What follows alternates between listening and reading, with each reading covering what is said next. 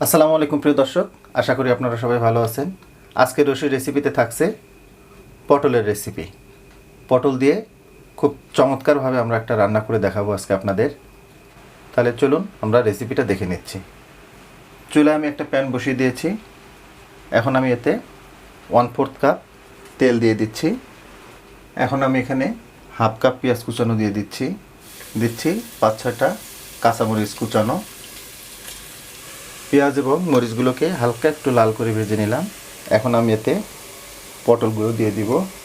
তো তার আগে একটু দেখাই আপনাদের, দেখুন আমি এখানে 10 থেকে 12টা পটল নিয়ে পটলগুলোকে লম্বা বরাবর এভাবে স্লাইস করে নিয়েছি।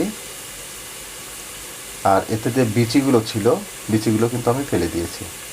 আমি লম্বা করে কেটে নিয়েছি, আপনারা চাইলে এটা গোল করেও কেটে নিতে পারেন, বাট লম্বা করে নিলে খুব সুন্দর দেখা যায় এই আর কি।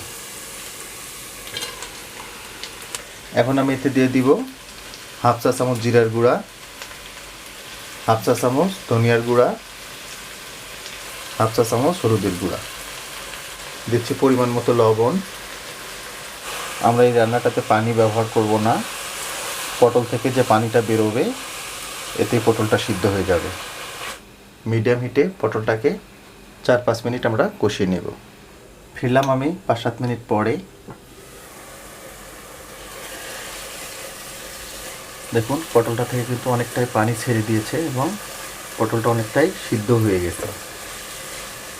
ঠিক এই পর্যায়ে আমরা এখানে ডিম ফেটানো দিয়ে দিব। আমি একটু একটু করে ডিম ফেটানো দিয়ে দিব।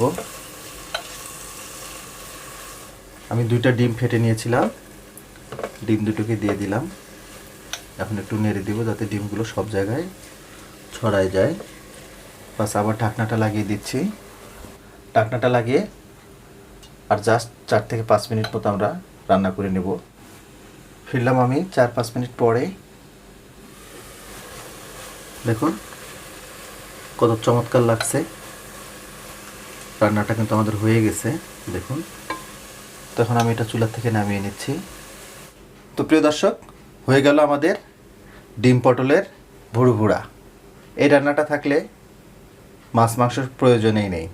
একবার বাসায় ট্রাই করে দেখবেন এই ছোট্ট রেসিপিটা। আমার বিশ্বাস খুবই ভালো লাগবে আপনাদের।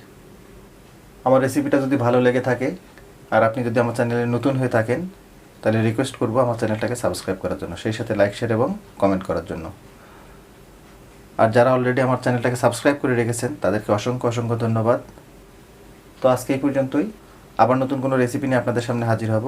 সেই পর্যন্ত সবাই ভালো থাকবেন, সুস্থ থাকবেন, নিরাপদ থাকবেন। আল্লাহ হাফেজ।